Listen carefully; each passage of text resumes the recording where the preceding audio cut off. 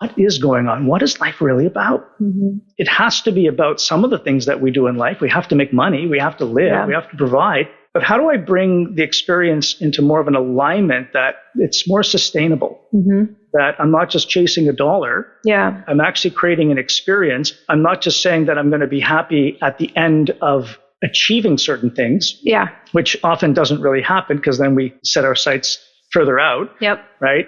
And we're used to comparing at that point. And so we just compare with different people and we get more.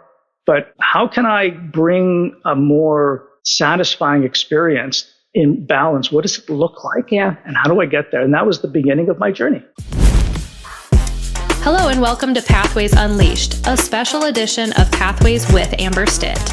The Pathways Unleashed podcasts were recorded with special guests and the authors of The Unleashed Entrepreneur and The Biohacking Entrepreneur, who were celebrating the book launches at the Unleash Your Superpower conference in Delray Beach, Florida in April 2025. Let's join the conversation.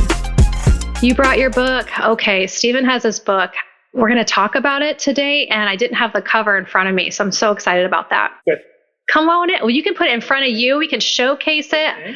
I know Malvina found a way to prop up, but I didn't have my hands on the live copy, so I'm glad you brought it. Okay, so we met your lovely partner just not too long ago. We had Susie. Yes. So you guys had some fun in Miami. Oh, we love it. It's her first time. Okay. To me, it's like a second home. Well, so we're going to talk a little bit about you and the backstory, but okay, so we have Steven, and I have not said your last name out loud in real life. Goldhar? Yeah. Okay. You did it. Awesome. So we have an entrepreneur with us, published author, best-selling author, in a co-author project, and then we're celebrating our Barnes & Noble book signing. You're going to be here for that, correct? Sure. Okay. Yeah. Figured you're not going to come this way to not party and celebrate with all the amazing people. So I read this book, gosh, it would have been a couple years back when I was meeting Wendy. And what's the story with this community and who are these authors? And I was able to learn about you way back and then meet you today. So pretty cool. It's great to be here with you. Yeah. All right. So you label your chapter Sensitive Entrepreneur. Okay. Yeah. And the reason I bring that up is Pathways Live. Pathways is the name of the podcast that I have. We're live in Boca right now. Is that, not to speak for you, but I think sometimes there's this persona of the entrepreneur that's just strong. And I'm not saying you're not strong, but it's just nothing phases us. Let's get after it. And sometimes you have to have the game face. I mean, you do. Yep. But you're uncracking this shell. So we're going to get to that. But what I wanted to tell you is reading about you being young. You had this spirit of life and entrepreneurship young, but then you kind of you go on this errand and you talk about it in your book, but then you're like, oh, wow, okay, this is life. What is this world I'm getting into? What am I expected to be when I grow up? Yeah, it was. You had success. You were smart. You'd start many businesses. Yeah. So why it's important for our talk today is in your late 20s, things started to change. And I think this is so many people. Yeah. So can you talk about this innocence of life, getting into the real world, which we're all in, and how to help someone see it's okay to feel these things that are happening? Yeah. One of the biggest mistakes I think most of us have to go through as we grow up is learning how to dissociate from more and more of ourselves in order to show up and be something we think we need to be. Right. And you said it correctly. We have to be stoic. We have to look like nothing's impacting us. When inside we may feel scared, we're not certain about what's going on. We're having a huge response inside, but we can't let anybody see that. Yeah, and that's huge. And the more people we talk with about wellness and our advocacy this week with biohacking, where it's coming to the forefront, but it was internalizing in you.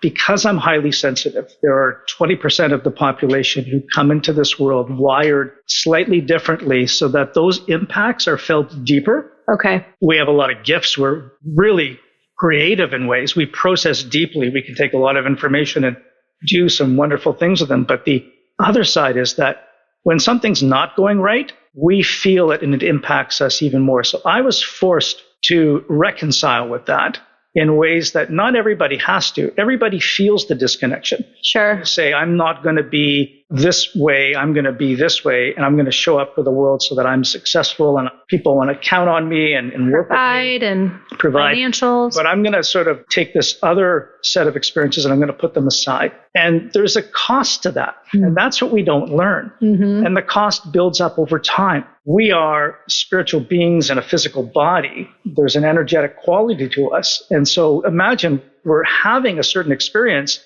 and we're labeling it as being something that's not safe or okay to have. So we're really giving ourselves the message that there's a big part of us that's not okay. And there's something wrong with you. There's something wrong with us because I'm seeing the world in one way, but I'm not experiencing it in the way that everyone's projecting. And that's what I wrote down, having a different lens. Right. So I was forced to deal with that and figure out, how do I bridge the two together? Yeah. How is it possible? I know what people are expecting from me. They want to know they can count on me. They want to know that I can help them. They want to know that I can be there in certain ways for them. But is it possible that I could bring a certain amount of that other experience into the fold without impacting everything in a way that it falls apart? And you can. There are many conversations happening today about authentic leadership, conscious leadership. You're hearing conversations about bringing the emotional intelligence quality into our working experience. It actually is all about that. To have emotional intelligence, it's not something you can just read and say, okay, I'm going to be more emotionally intelligent. You have to experience it. It means that you're aware of all the things that are happening internally, and you can decide in the moment, because you've got a relationship to those parts. Okay. That you can decide, how can I responsibly bring this in? How can I responsibly show up and be authentic and let people know more about what's really happening for me, add some vulnerability in. Right. And at the same time, be there for myself to support myself. And it doesn't mean you're always talking about it externally, but you know how to do it internally. And giving yourself some grace. Yes. And self-love is the foundation of all of it. This episode of Pathways has been brought to you by Owl. Owl gives you access to new networks and valuable contacts, otherwise unreachable without a referral. Get in touch instantly in real time on a private one-on-one audio call. Search through vetted professionals to connect with the people you are looking for. Download the Owl app today and expand your reach. Let's talk about some of those projects you have. You've talked about them in the book, but before that, medically, you had kind of not chased medical solutions, but you had some medical treatment, and then you also had some hidden medical issues. And so was there a point you're like, something is wrong? Was it hard to find an outlet to correct it? I mean, is that a loaded question? That's one of the reasons I love being a coach now, because I wish I had someone to hold me. I had the trifecta of it all. I had a broken down marriage, which was very difficult to get through and to separate. There was a lot of stuff going on. There's just emotions there, period, outside of just other things going on internally too. And so, and then my health from all the stress, not looking after myself, sort of gave in, and I didn't know what happened that caused that. So I lost my health and the ability to work for a couple of years as I got treatment for heavy metal toxicity. And okay. So you did not work during all of that time? 2 years. And I had, at that time, I had investors in my business. I had a lot of things going on, and I couldn't do anything about it. Well, I'm picturing, Steven, is the chelation. And that's not something you can just sit. It takes a long time, right? It's like 3 hours of treatment. So you're not able to just bebop around. And you're tired afterwards, right? So moving heavy metals out of the body or toxins like that has an impact that is beyond the treatment itself. Because that goes up to your brain, and right? That's what it affected in me the most. Brain barrier. Yeah. So for 2 years, my life sort of unraveled. I had to let go of what I was doing. I couldn't pay the debts I took on in my business, so I claimed personal bankruptcy. And I'm so much about integrity that was a hard thing in itself. And I had to surrender to life in a way that I never had been asked to do in the past. It's really like, whatever this is about, whatever I'm here for, I will accept that. Okay. Whatever it looks like. That's hard to get to that point though, right? Very hard. And that's the beginning of actually opening up to something new. Like, what is it really about? What did happen to me? Like, it's where you can actually ask the questions to yourself and be curious rather than judgmental and being hard on myself for what happened. I didn't try hard enough. I should have done this. I should have done that. It's like, what is going on? What is life really about?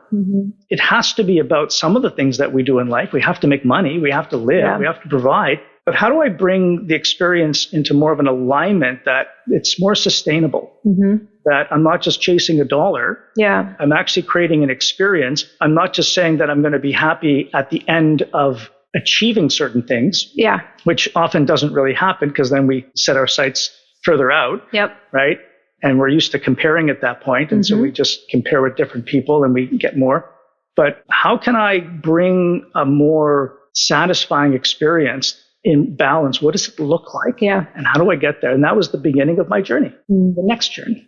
Well, part of the question is just to kind of make it fun to say, when did you unleash this success for yourself, on the pathway? Was it a certain path? Sometimes it's all the pathways to get to this point. With the projects you're working on lately and how you're helping people, is that outside of all of this and getting through that medical period of time? You've been helping people for how long? You've been building some things. Can you share how you're helping others?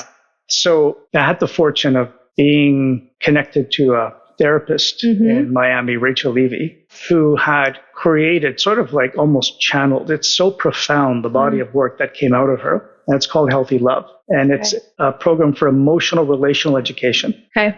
For those that don't understand that, think of it like emotional intelligence on steroids. Okay. It's where you're really rebuilding the relationship with self. You're not waiting. Sure. You're not waiting till you break down like I did. Okay. Where you're forced to ask those questions. You're going in and you're taking inventory about what's really happening, but you're doing it in a way that you're being held by other people that you can relate to of all walks of life. And you're saying, instead of hiding or ignoring what I'm feeling, what is going on with me? What does it mean? What are my choices? Like a check-in. Check-in. But you're talking about self-love. I think you said that. It's the foundation of healthy love. Healthy love, yeah. Yeah, because you can't really go and look at what's really happening, the traumas we carry. They're all different. The beliefs that we want to change that aren't working for us, the shadows that are deep within that we've forgotten about, that we're not aware of. Until we learn to look at ourselves with more reverence, with more compassion, be able to say, whatever it is, I'm just going to work with that and be more solutions oriented than focused on the problem. So knowing how to practice self-love, not just in the head, but in the heart and the body, is sort of like the beginning point of healthy love. Yeah, we talk about focusing on talents and just looking within and that evolution of yourself. But if you're not healthy, how can you then affect and help other people if you don't have it dialed in? And nor do we want, without doing the work, we want to make sure that we're living it and not just talking to our clients about it. Exactly. So we have to go through it. Yeah. We have to look at our own. Because then you have the solutions you can then help others execute. And so imagine if we could hold our dark side that we fear, that we will not look at in any way. We put it aside and maybe one person or two people get to ever experience that. Yeah. But we can hold that, understand it, bring it into the light, and let it shine with the light side of us and claim both. And it really works. And we show up with a different kind of exuberance for life. Yeah. There's nothing better than I've experienced of feeling like it's okay to be me.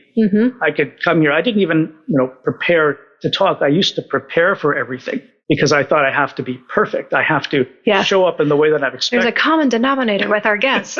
We all are trying, because sometimes you feel like you might fail if you just show up as you, but that's part of these conversations that are so important. It's just not scripted, and it's just, I study you and I want you on the show because I think it's important for people to meet you, but we're all different, and that's good. It's a good thing. Yeah. But going through these experiences, we need to have the ability to, like I was talking with Susie about having fellowship with others, sharing stories is so important, because trauma or not, there is something that we can give and give back. It's like a reciprocating friendship, and it's global, and there's no, this community that we have together is really neat. It's beautiful. It really is. Community is a necessary component to any conscious awakening process. We really can't do this alone. Most people can't. I won't say it's impossible, but for most of us, the relationship with our mind, it's not strong enough.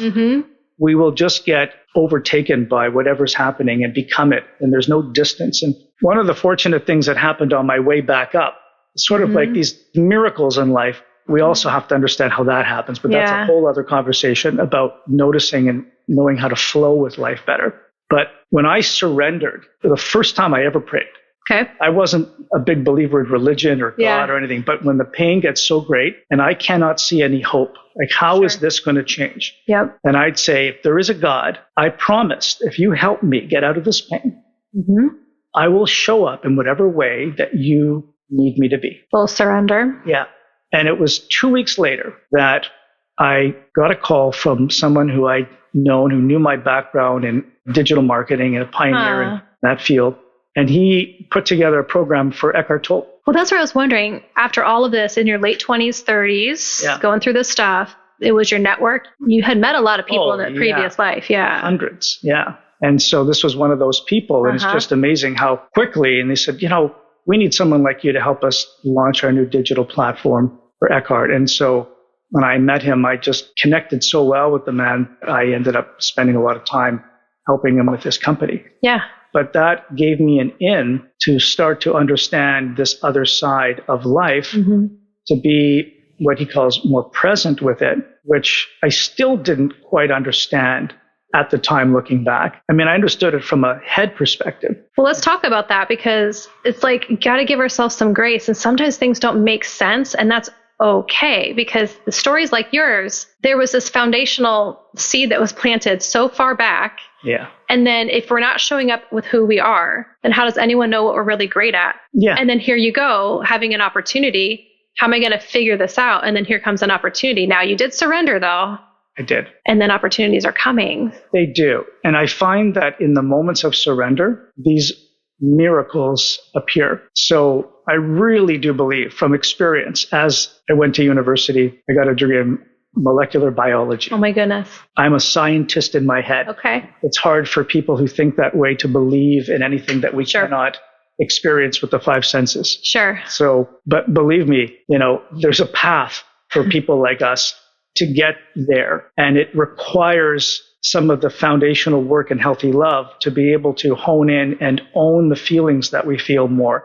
And this is part of what I do as a coach. I sit with people, help them own more of their experience to become aligned with what's really going on, so they don't feel the backlash of something pulling at them all the time and screaming at them that we're not okay. And so it feels like we're just going uphill all the time. And that's happening naturally, but then we put ourselves in environments that just make it worse too. We do. We look for things or think that we need to be in things that are not in alignment with what's really happening on the inside. We're in conflict. We live in conflict. There's a voice inside that's telling us one thing, and then there's us thinking that we can't listen to that because we need to be going in this direction. Yeah. And there's no reconciliation. So we live in that state of conflict, and it gets worse over time. It gets harder over time. Well, because if you're studying the brain, not like the traditional scientific way, but maybe like a neuroscience way, the brain matter can change or can get worse or better depending upon what you're adding to your life. So it's important to do the work so that the positives build on each other. I'm here to tell people listening that it is possible to do that kind of reconciliation. It is possible to have the success. You know what happens when you start doing this work? The relationships is the first thing that starts changing. All relationships, work relationships, personal relationships. Sure. Relationships are built on connection, trust, some level of intimacy. Yeah. Even if it's on surface level. But it's so vulnerable. Vulnerability is important. Yeah. And so we can't do that if we don't have that kind of relationship with ourselves. Yeah. It just can't happen. Got to start at the core, the foundation. And then things start to shift. And with the relationships changing, more opportunities and more different types of network where people just want to help you and be there and support you because they like who you are, because they feel your glow. Coming from you, the realness from you, that you're not afraid to be you. And a lot of people are intrigued by it. Like, wow, it feels so good. I can't explain it, but it feels so good to be around like the you. Energy. We were talking about that earlier today too. If you're trying to be too perfect, then it's going to cast a cloud over the real energy that you can have shine through. Exactly. And so it's possible when you do this work to come through it feeling like you are building your world again in a way that you can not only achieve things, but you can sit back and enjoy it. There's some control in that. Yeah, and the relationships and the people around you strengthen, they deepen. And they're going to be asking, like, what's changed? What's happened? Like, how can I So easy. No big deal. Just amazing. You're listening to Pathways with Amber Stitt. For more episodes like this, plus so much more, check out the podcast page at amberstitt.com. Let's take action together. Now let's get back to our episode. I'm asking people, how do you like to work with clients? Can we work globally with you, virtually, in person? What's the best? Well, most of the sessions are virtual, and it seems to work really well. Yeah. and we can go through all kinds of different things together. And then being part of the Healthy Love program is something I really encourage people I work with to do, because as much as I can give them that advantage of really looking deeper, closer, and more quickly at what's going on, there are some things that you can only get from other people. Yeah, that third party, we'll call it, that expert. Yeah. And also just the relatability factor. When you hear people, there's something in us that often thinks that we're unique and people won't understand what we're going through. Yeah. And so we need to flip that on its head. And when you hear other people that are going through things that you can relate to, and you really feel like, okay, I'm understanding the struggle. It's not unique to me. And I'm hearing how they're dealing with it. And together, it's like we can come up with more ways and collaborate. And then the other part of it is being able to show up authentically with more than just me, with other people, so that we understand that we are desirable in our authentic form. The thing that happens to a lot of people is they recognize that there are people who love me and want to be around me more when I'm in that more authentic, vulnerable mode. Than before. Before it was so superficial. It's like, depends on what I can do for them and what they can do for me. But here it's like they want to find ways to be around it. And they appreciate it. And so you reprogram the beliefs that it's not okay to be me. And as that gets reprogrammed, you can live more at ease and enjoy life more while creating more in the flow and a positive vibration. Your whole vibration lifts and you attract different things instead of getting what I call red light syndrome. Right. It does happen. You're like, then the rest of your day is awful. Exactly. And one thing after another, it's like the green light. Don't complain about it. Here it comes. It's going to keep happening now. Yeah. And so then you realize living in that flow is real. And to get there, I have to live authentically in me, which means I have to start paying attention to what my inner parts and my body are trying to communicate with me. In addition to my mind. I mean, there's nothing bad in any of it. It's just we don't want it to get so imbalanced that we only live in our head. Something that's kind of stemming from today and those that have families, if the adults can figure this out with people like you that can help, this is going to be so important for the younger folks. We could prevent so much. If we could start a program, I just have this dream. I'm not challenging you to a new program to roll out, but the leaders that are working with you can then be better at home. Exactly. Whether it's taking care of your parents or the younger generation. You know what started happening with Healthylove already? I mean, the program's been around for 3 years, but we have people who are bringing their children in. They're adult children. We haven't had anybody younger than, I think, 18. But it's not to say that you're right. They would bring this to them, but it's changing their relationships. My own father, who's 86, is there. Susie and I do it together. And so you share, it guides you in how to connect deeper together, how to work through conflict in a way that you stay connected. And that's the key. Can I learn to work through and be so aware of my own process that I don't have to project onto somebody else and get them defensive? Can I do this in a different, more responsible way so we can stay connected as we work through things? The connection will help you get through it together, have the experience together, and you deepen connection is more connection. And you just fall in love even more because you can see the part of the other person that they haven't learned to accept. And as they do, and you love that part, there's not trying to change them. You're just being with them. Okay, so how can people find you? They can go to either healthy.love and learn about the Healthy Love program. They can go to myselflovecourse.com, or they can go to my website, stevengoldhar.com. Okay, and we'll have that in the show notes too after this week. So we're going to celebrate more in a few days here, or all week, I guess, until Sunday. This is becoming an annual regular thing. I'm just loving it. I'm so happy to meet you in for real because I haven't had a chance yet. So thanks, Amber. So good. Okay. Thank you for being here. Very welcome. Thank you for joining us for this special edition of Pathways Unleashed, recorded at OWL headquarters here in Delray Beach, Florida. Join us for more powerful conversations with real people who dare to design life on their own terms. Until next time, keep taking action on your unique path.